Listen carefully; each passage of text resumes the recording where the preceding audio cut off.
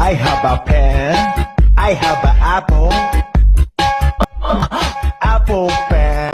Yeah, and I also have a dream stand plus no father equals you. Welcome to Roasting Dream Stand Tuesday, where I roast dream stands on a Tuesday. The fact that you take the time to draw that disgusting piece of art, I'm not even gonna call it art. I can never get up off my mattress, and all that they can ask is, why are you so sad, kid?